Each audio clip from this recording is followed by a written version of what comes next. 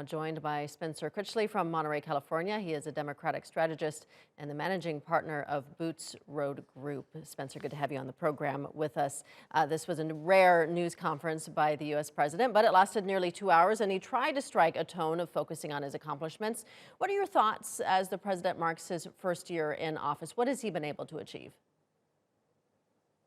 Well, it's hard to tell from the news coverage often, but it's been extraordinarily successful so far. Of course, there have been failures along the way, as there always are. But the Biden record so far would be counted as a very impressive first year by any president in normal times. Unfortunately, as I think we saw during that press conference, the American media, including the elite White House press corps, unfortunately, with some of the most important jobs in journalism, has decided that they're largely in the entertainment business instead of the journalism business much of the time. And so many of those questions were silly or unanswerable. And President Biden, one way he struggled was he was offering substantive answers to silly questions.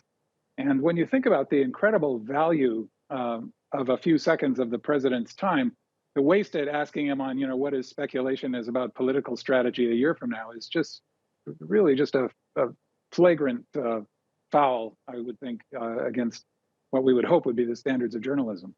When Biden was inaugurated, it was, of course, shortly after the January 6th riot at the Capitol and the second Trump impeachment. There was a lot of anticipation for the new incoming president. Do you think expectations were a bit too high, and that's why we're seeing this low approval rating and the negativity in the news media? Well, yeah, there's a vicious cycle of the press asking trivial, entertainment-oriented questions, always driven by the most emotionally stimulating type of clip they can possibly get into the broadcast. And then the public's expectations being lowered to expect this kind of coverage.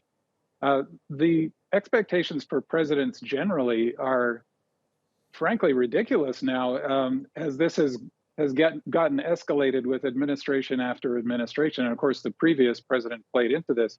A well-known American journalist named Matt Iglesias described this as the Green Lantern theory of the presidency, referring to an American comic book superhero with magical powers. People get angry if the president doesn't end up having the magical power to do everything that he expresses as a hope that he will accomplish during his presidency.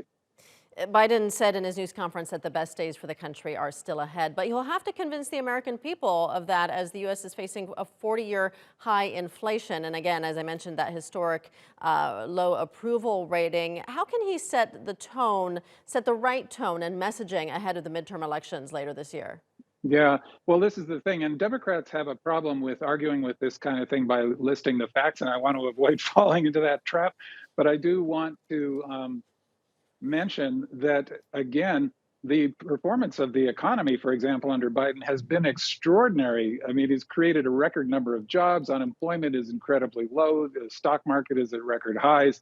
I mean, I know that there's the impression that things are not going well among a large part of the American public. But let's remember also that there is a big part of our media ecosystem, unfortunately, now that is essentially nothing but propaganda. Anti-democratic propaganda. And so it's not surprising that the people who consume that media have a very different picture of reality. This is one of the fundamental challenges that our democracy faces right now. And the deficit that Democrats struggle against, in my view, is that they tend to be stuck in their heads and they think that rational arguments are going to win the day. I actually think this is a shortcoming of Biden's, that he thinks that he's still going to persuade Republicans with rational arguments, not realizing that it's completely beside the point. And in fact, rationality itself is now a target of attack. Okay, we'll leave it there for now. Democratic strategist Spencer Critchley joining us from California. Thank you.